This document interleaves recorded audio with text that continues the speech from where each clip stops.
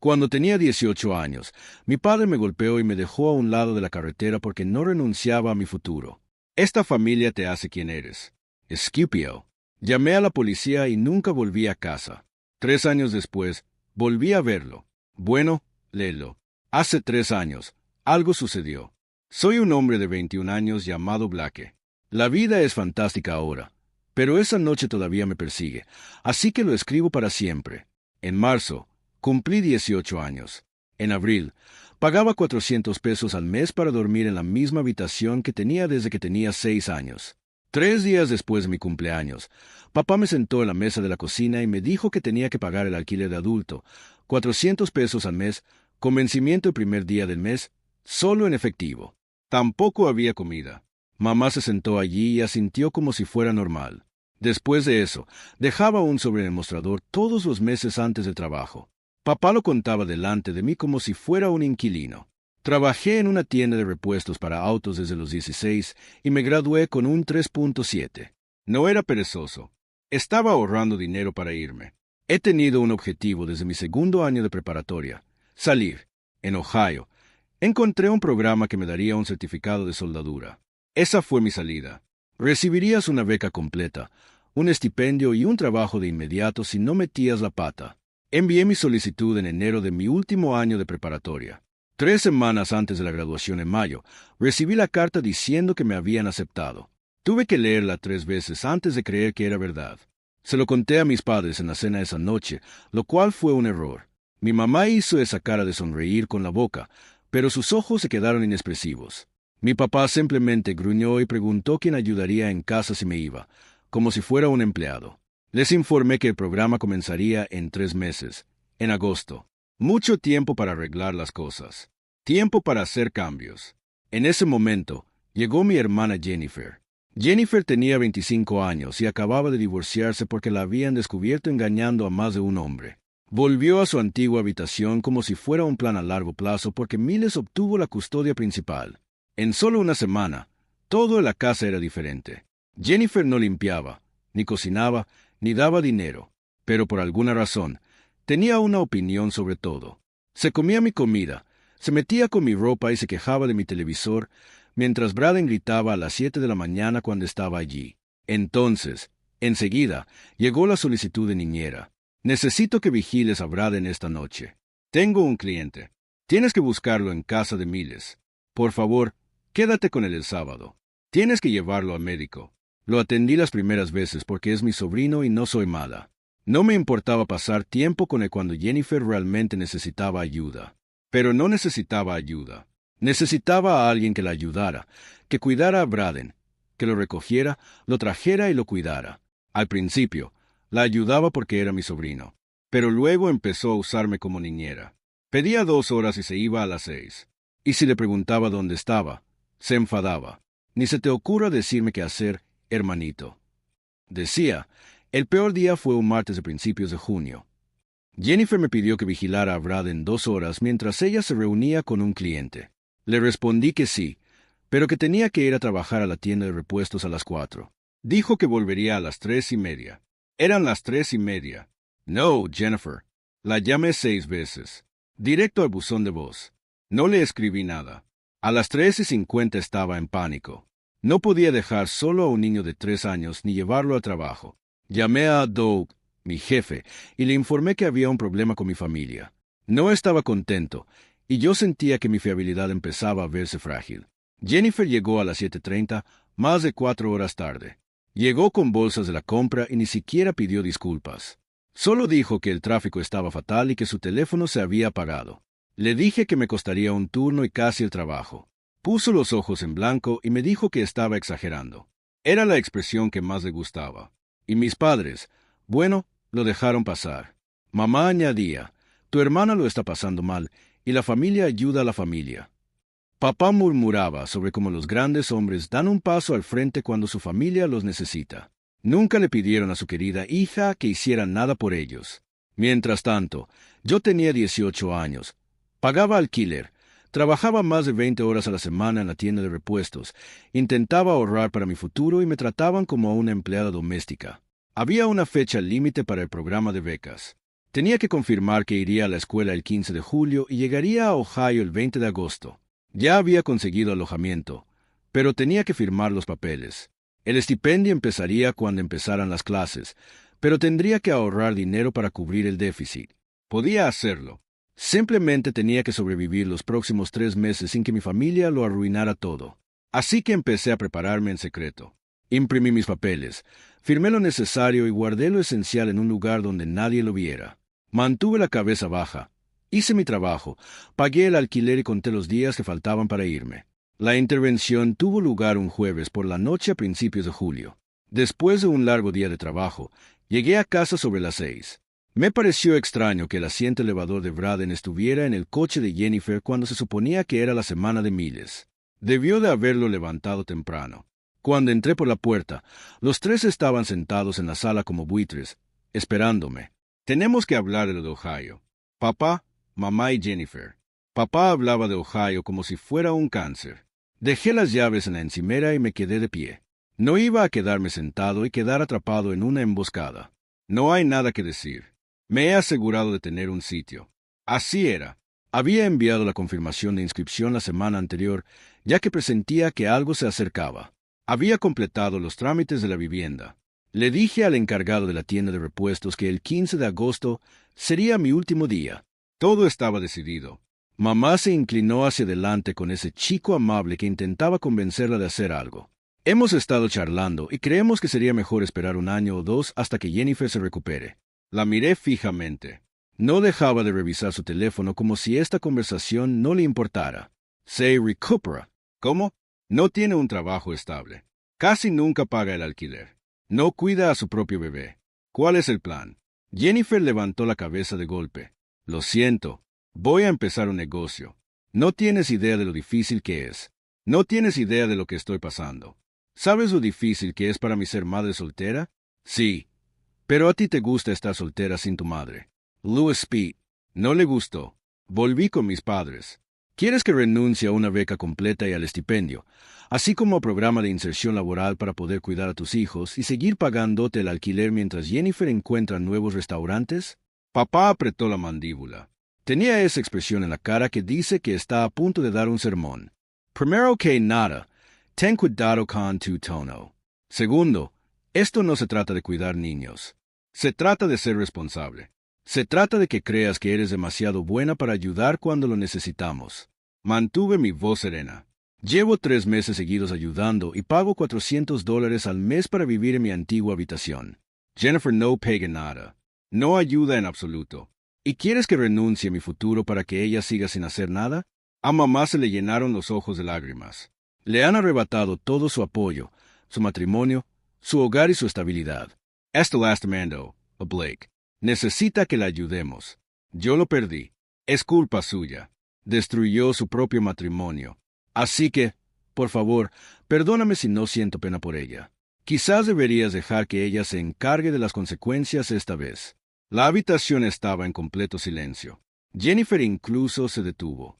Se levantó, con la cara roja, y empezó a gritar que yo era un niño malcriado que no sabía cómo tratar con los adultos, que no podía saber lo que era estar en una relación de verdad, porque nunca había estado en una, que Miles era un inútil y no estaba ahí para ella emocionalmente y que ella merecía ser feliz. Papá me señaló. Pídele perdón a tu hermana ahora. No pedí disculpas. Fui a mi habitación y cerré la puerta con llave. Los oí conversar en la cocina durante la siguiente hora. Papá hablaba en voz baja. Mamá decía que sí con esa voz baja que usa cuando le da la razón sin decir nada claro. Jennifer estaba llorando, probablemente buscando compasión. Le envié un SMS a mi mejor amigo, Mason. Las cosas están empeorando aquí. Ataque familiar esta noche. Si no me pongo en contacto contigo mañana por la noche, algo salió mal. Lo digo en serio. Mason y yo éramos amigos desde séptimo. Lo hemos hecho todo juntos. Todo. La escuela, el trabajo de verano y los videojuegos. Sus padres eran gente amable. Su padre era electricista, pero ahora trabaja como consultor. Su madre trabajaba en la biblioteca y preparaba el mejor pastel de carne que he probado en mi vida. Pasé la mitad del instituto en su casa. Mason respondió rápidamente. ¿Qué necesitas? Lo pensé un segundo y luego escribí una estrategia. Si te mando la palabra bien en mayúsculas, significa que no estoy bien. Llámame 2 veces y no te contesto durante más de 3 horas al día. Si sigo sin contestar, llama a tu papá y empieza a buscarme. ¿Entendido? Comparte tu ubicación, me respondió. Activé la opción de compartir ubicación. Dijo que podía verme en el mapa. Después, me envió el número de su padre en otro mensaje. Guardé el número en mi teléfono. Fue lo más inteligente que hice en mi vida. Resultó que 2 días después, un sábado por la tarde, mi padre llamó a la puerta de mi habitación. Su voz era diferente, más suave, casi amable, un tono que no le había oído en años. Oye, ¿podemos hablar? Solo nosotros. Hombre, creo que empezamos con mal pie la otra noche y quiero arreglar las cosas. Mi instinto me decía que era una trampa.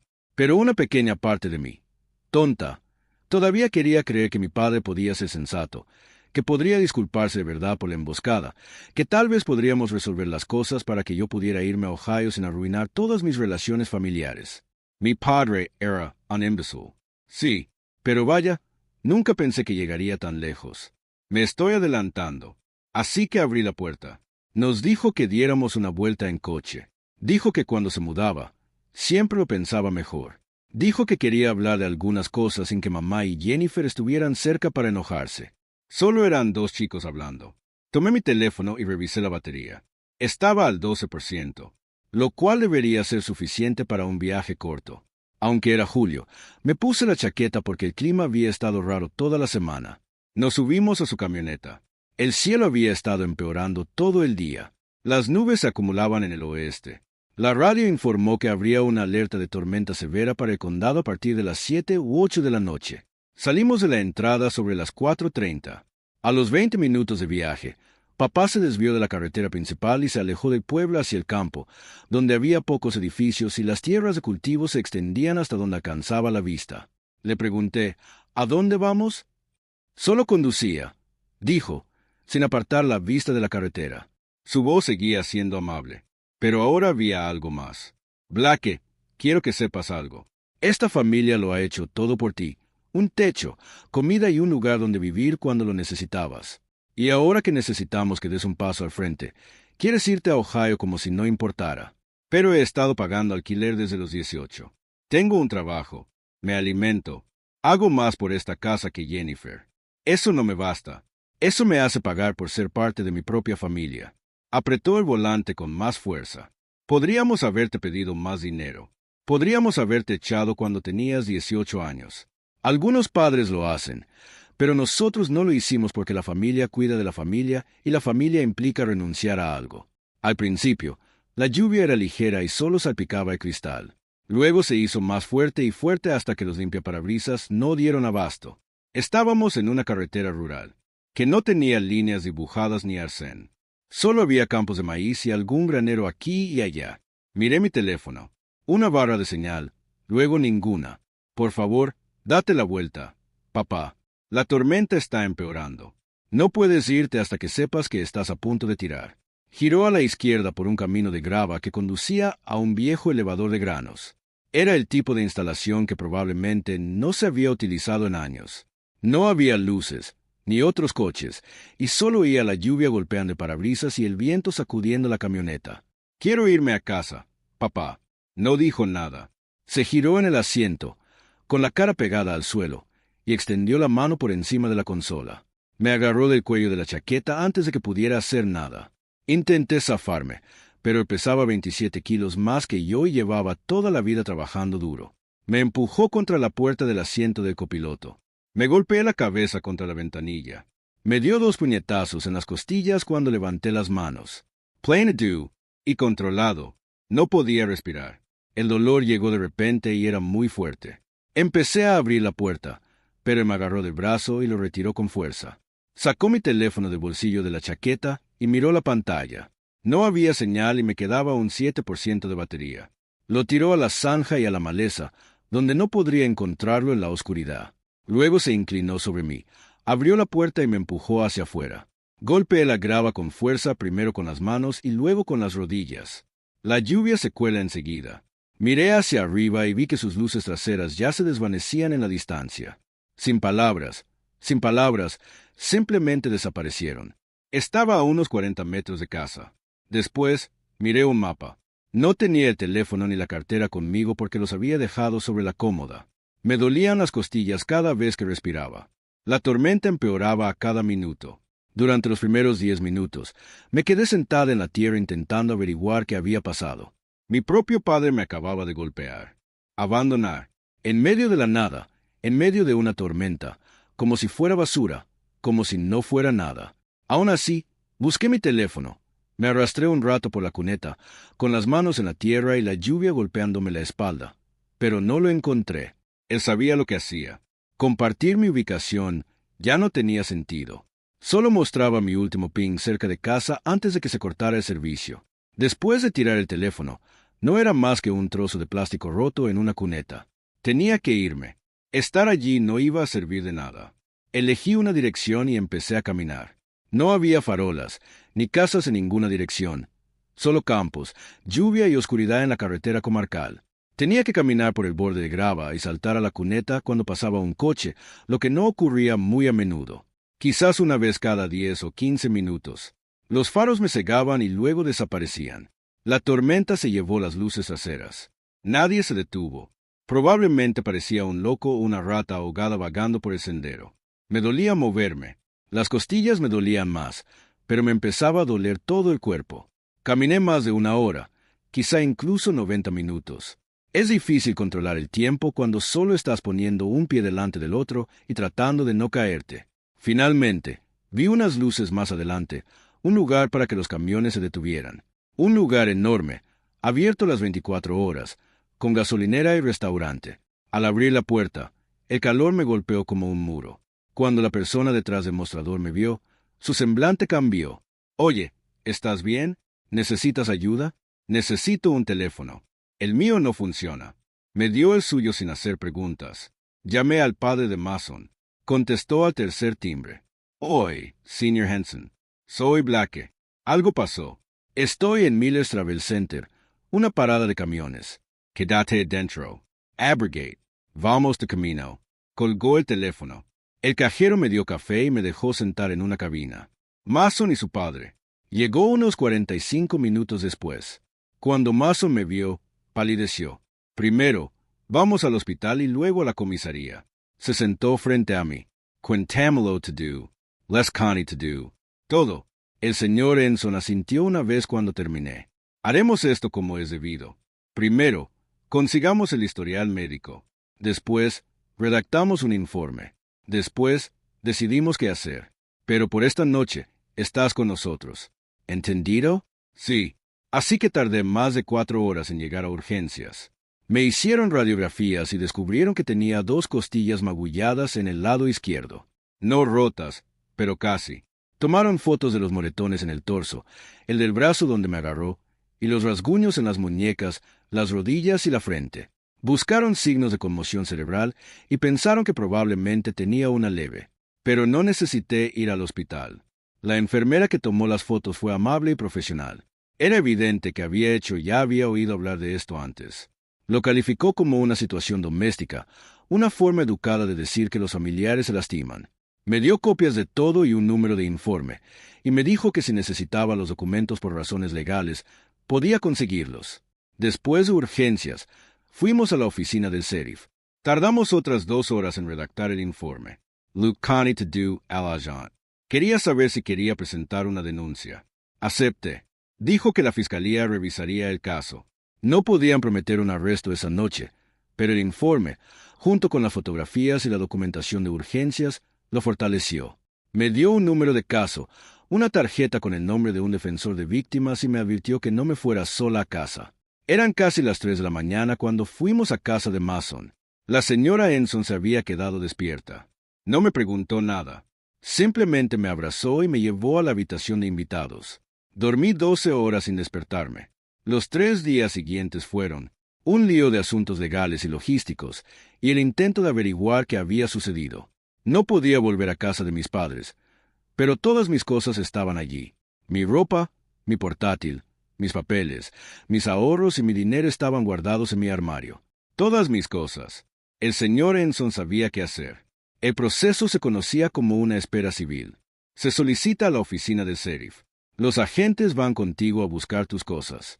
Mantienen la paz y se aseguran de que nadie se interponga. Lo organizamos para los 4 días posteriores al evento. Le dimos a mis costillas un poco de tiempo para que se sintieran mejor. Dejé que los moretones se convirtieran en hermosas marcas moradas y amarillas. A las 10 de la mañana de un miércoles, 2 agentes vinieron a casa de mis padres. Yo esperaba que la camioneta de mi papá ya no estuviera, y así fue. No sabía si lo habían arrestado, advertido que, pero era más sencillo sin él. Había un auto en la entrada que pertenecía a mi mamá. Con la policía a ambos lados, caminé hacia la puerta principal. Mason y su papá se quedaron junto al auto para ver qué pasaba. Mi mamá abrió la puerta. Su rostro pasó del asombro a la incertidumbre, al pánico y luego a esa falsa preocupación que también hace. Oye, Blake, ¿qué pasa? ¿Qué trae a la policía por aquí? Vengo a recoger mis cosas. No me voy a quedar. Esto es una medida civilizada. Intentó impedir que la gente entrara. Habló en voz baja y suplicó. No lo decía en serio. Ya sabes cómo puede ser tu papá a veces. Podemos resolver esto. No tienes que dejar entrar a extraños en tu negocio familiar. Uno de los agentes se acercó. Tiene derecho a que le devuelvan sus cosas. Por favor, quítate del camino para que pueda entrar. Se levantó y me siguió a mi habitación, donde habló todo el tiempo que empaqué. El agente ya me lo había dicho. 15 minutos. Consigue lo básico. No respondas a nada de lo que digan. Extracción limpia. Tenía una lista en mi cabeza. La caja de seguridad de mi armario tiene mi certificado de nacimiento. Tarjeta de la Seguridad Social. La carpeta que tiene mis papeles de Ohio. Mi computadora portátil y cargador. Ropa que cabe en 2 bolsas de lona. Botas de trabajo y EPI. El efectivo que había escondido en un libro en mi estante. Aproximadamente 800 pesos en ahorros.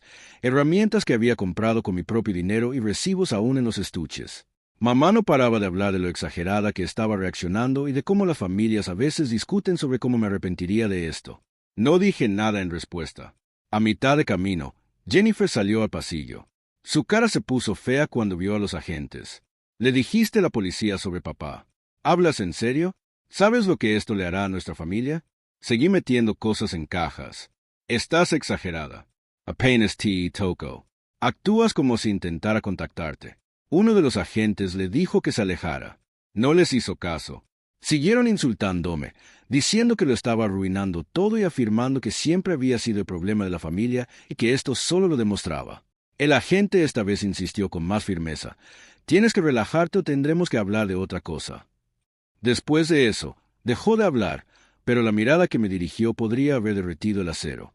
Terminé de empacar y revisé la casa una última vez para asegurarme de que no había olvidado nada crucial. Me detuve en la encimera de la cocina y dejé la llave. Mi madre rompió a llorar. La actuación de la víctima. Salí por la puerta principal y me subí al coche del señor Enson sin mirar atrás. Las siguientes 6 semanas fueron las más duras y significativas de mi vida. Me quedé con los padres de Mason hasta que me fui a Ohio. Aunque lo intenté varias veces, no me permitieron pagar el alquiler. La señora Enson comentó, tienes 18 años y estás pasando por algo terrible. Ahorra tu dinero. Lo vas a necesitar. El señor Enson me ayudó a abrir una cuenta bancaria en una cooperativa de crédito a la que mis padres no pertenecían.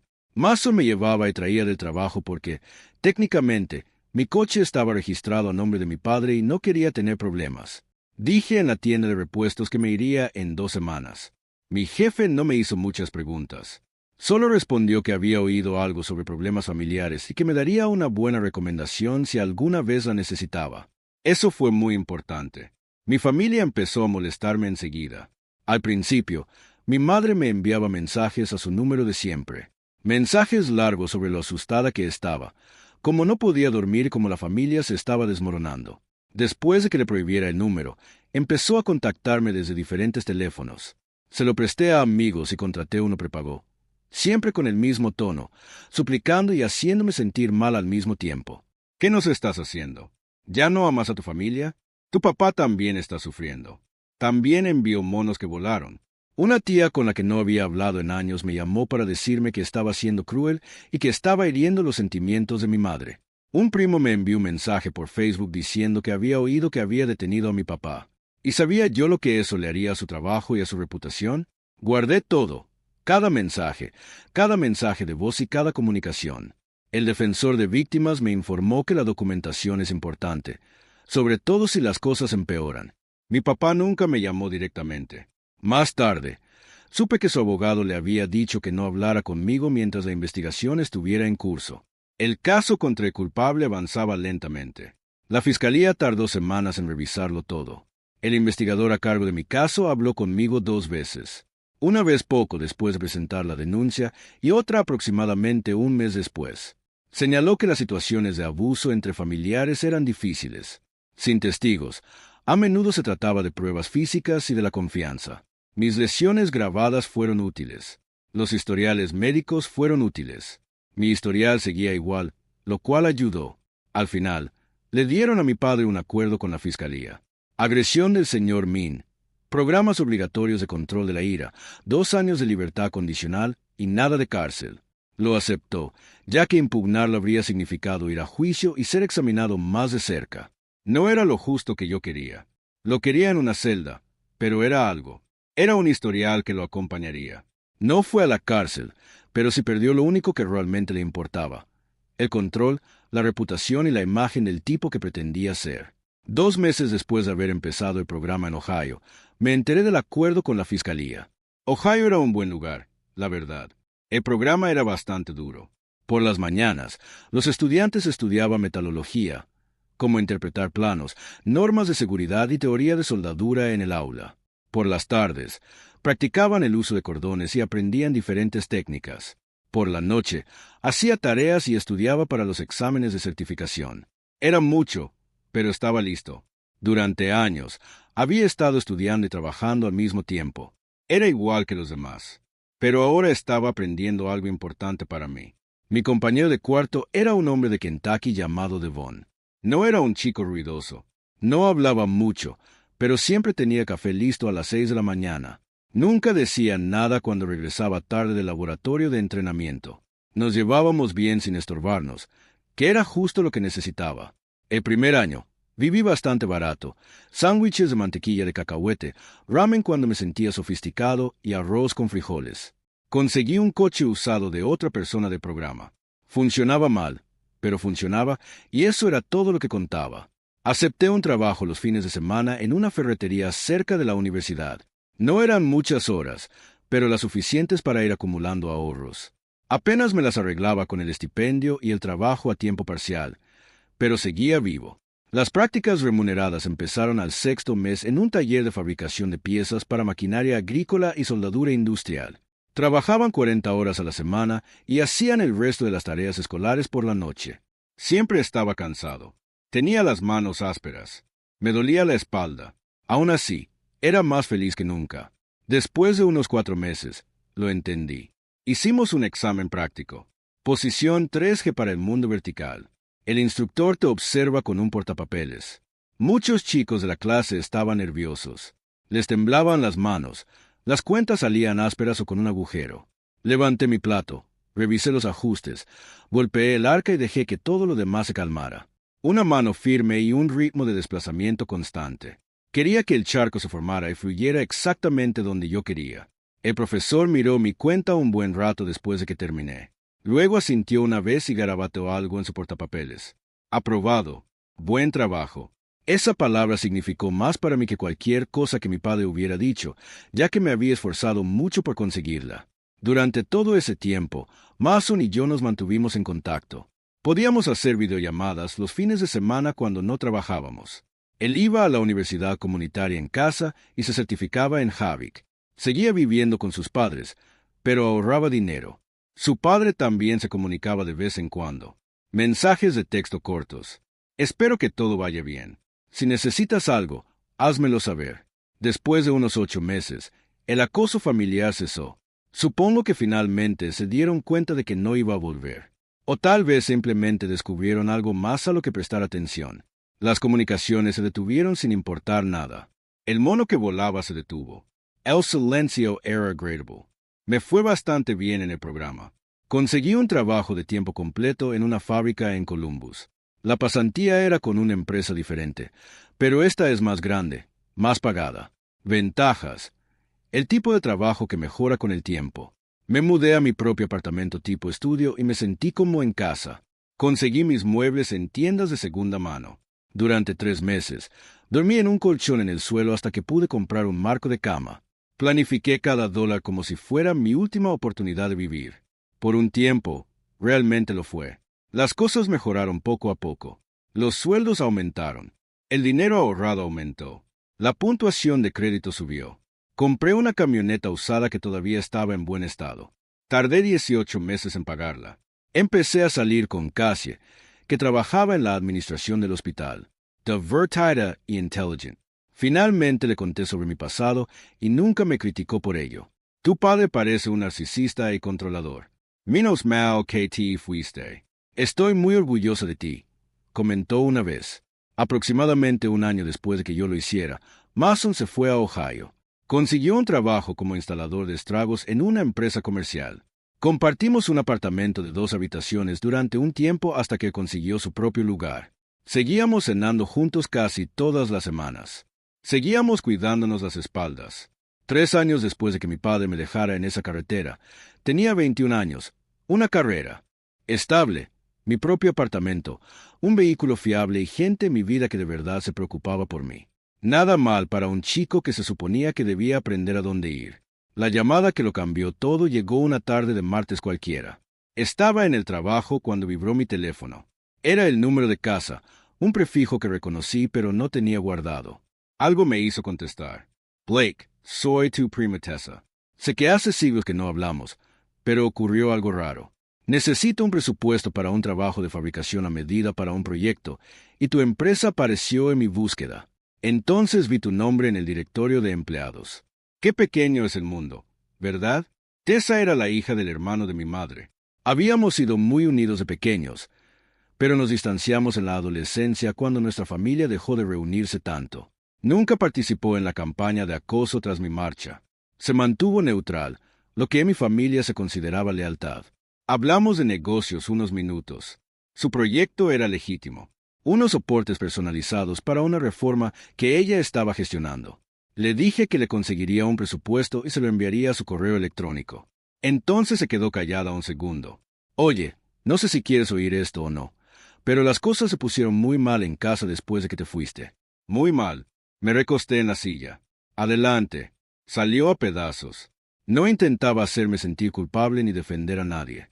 Solo me contaba lo que pasó porque creía que debía saberlo. Después de que mi caso se hiciera público, aunque solo fuera un delito menor, corren los rumores. El jefe de mi padre no lo despidió, pero definitivamente lo dejó de lado. Lo pasaron por alto para ascensos que debería haber tenido. Le hicieron la vida tan incómoda que finalmente se jubiló anticipadamente, lo que significó una reducción de las prestaciones. Su reputación en la iglesia se vio afectada. 2. Algunas personas dejaron de hablarle. Algunos de los chicos que conocía desde hacía 20 años empezaron a mantener las distancias. Siempre había sido del tipo que se preocupaba mucho por lo que la gente pensaba de él. Ser visto como el hombre que golpeó a su hijo y lo abandonó en medio de una tormenta no era la imagen que había cultivado. Luego, hace unos 18 meses, sufrió un derrame cerebral. No fue grave, pero lo suficientemente grave como para afectarle la movilidad del lado izquierdo. No funciona bien. Arrastra las piernas. Habla arrastrando las palabras cuando está cansado. Tuvo que dejar de trabajar por completo. La discapacidad cubre algunas facturas, pero no todas. Mi madre volvió a trabajar a tiempo parcial en un supermercado para llegar a fin de mes. Y Jennifer perdió la custodia por completo hace como un año. Miles llevaba un registro de todo. Cada visita perdida, cada vez que dejaba a Braden con alguien más, cada inconsistencia en su horario. El juez analizó el patrón y decidió que no era una madre confiable. Le dio a Miles la custodia total con visitas supervisadas únicamente. Después de eso, se mudó a Arizona con un chico que conoció por internet. Apenas mantuvo contacto con nadie en casa. Básicamente abandonó a su hijo. Así que tu madre está sola cuidando a tu padre, dijo Tessa. Y tu hermana se ha ido y tu padre está destrozado, supongo, física y mentalmente. Le agradecí que me lo dijera. Le dije que le enviaría la cita final del día. Nos despedimos y colgamos. Me senté en mi escritorio un buen rato pensando en lo que me había dicho. Sin sentir pena por ellos, sin sentirme reivindicada, solo pensando. 2 días después, llamó mi madre. Casi no contesté, pero pensé que mejor escucharía lo que quería. Su voz era más vieja de lo que recordaba. Ken Zeta, Después de 3 minutos de conversación incómoda, por fin lo dijo. Blake, cariño, sé que no tengo derecho a llamar después de todo, pero tu padre no está bien. Algunos días apenas puede caminar. Apenas puede hablar. Es muy difícil lograr todo yo sola. Solo estaba pensando que podrías venir. Quizás podamos empezar de nuevo. Olvidar el pasado. Esperé unos segundos antes de contestar para que el silencio durara. Dijiste que estaba exagerando cuando tenía las costillas magulladas. Mamá, cállate. Blake, enviaste a familiares para hacerme sentir mal e intentar ocultar lo que tu esposo le hizo a tu propio hijo. Y ahora que está enfermo, ¿quieres olvidar todo lo que pasó? Empezó a llorar. Nunca quise que nada de esto pasara. Tu padre es muy irascible. No quería hacerte daño. Se salió de control. Me dio una paliza, me llevó a 40 metros de casa y me abandonó en medio de una tormenta. Sigues mintiendo. Más lágrimas. Entonces salió a la luz el verdadero motivo de la llamada. Lo estamos pasando mal, Blake. Las facturas de la casa, las medicinas y la atención médica. Podríamos necesitar tu ayuda, aunque sea un poco, hasta que nos recuperemos. Ahora tienes un buen trabajo. Lo estás haciendo genial. Estoy segura de que tu corazón no te permitirá vernos sufrir así, ¿verdad? Somos familia. Ahí estaba. Después de 3 años de silencio, la primera comunicación seria fue una petición de dinero. No hubo disculpas. No, Blake, por favor. Somos tus padres. No puedes dejarnos así como así cuando te necesitamos. Déjame a mí primero. No te daré dinero. No te ofrezco nada. No te debo nada. Colgué. Esa noche fue diferente. Sí, derramé algunas lágrimas. Estaba furiosa. Ese viejo recuerdo que había estado intentando olvidar regresó a mí. Casi me vio sentada sola en la habitación y lo supo al instante. ¿Qué pasó, Blake? Nada, cariño. Se me metió algo en el ojo. Claro que no soy tonta. ¿Qué es? Así que le conté la historia corta. Ella simplemente me abrazó y me abrazó fuerte. Sin palabras. Y, para ser honesta, eso era precisamente lo que necesitaba. Una semana después, tomé una decisión. Conduje de regreso a mi pueblo porque necesitaba cerrar la puerta. Había terminado su libertad condicional hacía unos meses. Ya no hay orden de arresto ni de contacto. No había nada en la ley que pudiera impedirme aparecer. Mazo me acompañó. Tomamos prestada su camioneta y fuimos de excursión. No le avisé a mi mamá que íbamos a venir. La casa se veía peor de lo que pensé. La pintura se está cayendo de la moldura. El césped está irregular y demasiado largo. Todo en el lugar parecía desgastado. Llamé a la puerta y mi mamá me abrió. En los 3 años desde la última vez que la vi, parecía que había envejecido 15 años. Su cabello es gris. Hay arrugas alrededor de sus ojos y está más delgada de lo que solía ser. Blake, sus ojos se abrieron de par en par. Veniste.